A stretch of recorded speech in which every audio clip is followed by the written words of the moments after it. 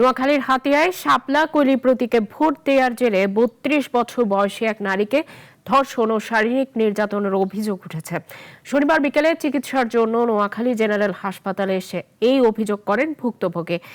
দাবি করেন, নির্বাচনে শাপলাকলি প্রতীকের পক্ষে কাজ ও ভোট দেওয়ায় ক্ষুব্ধ হয়ে কয়েকজন ব্যক্তি তাকে ধর্ষণ করে এবং বাড়িতে হামলা ও ভাঙচুর চালায়। তবে প্রাথমিক তদন্তে ধর্ষণের কোনো সত্যতা মেলেনি বলে জানায় পুলিশ। এদিকে আলামত নষ্টের আশঙ্কা করছেন নবনির্বাচিত সাংসদ আব্দুল হান্নান মাসুদ। ওনাকে ধর্ষণ করা হয়েছে। আমরা এই কথার সাথে সাথে আমরা নোট করে আমাদের মেডিকেল লিগ্যাল হিসাবে আমরা আমাদের ওয়ার্ড মাস্টারকে জানিয়ে দিয়েছি। সাথে সাথে আমরা ওনাকে গাইনি ওয়ার্ডে ভর্তি করে দিয়েছি।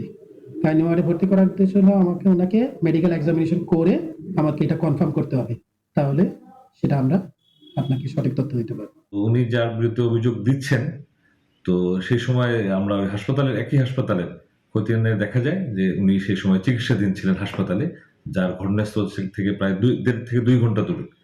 তো বিষয়টা নিয়ে এখনো লিখিতভাবে কেউ অভিযোগ দেয়নি। তো এ ধরনের ঘটনায় লিখিত অভিযোগ বা মামলা করার বিধান আছে। তো মামলা করলে আমরা তদন্ত যাব। ওনার ঘর বাড়ি হামলা করেছে, লুটপাট করেছে, ওনার স্বামীকে আটকে রেখে, সন্তানদেরকে আটকে রেখে ওনাকে ধর্ষণ করা হয়েছে।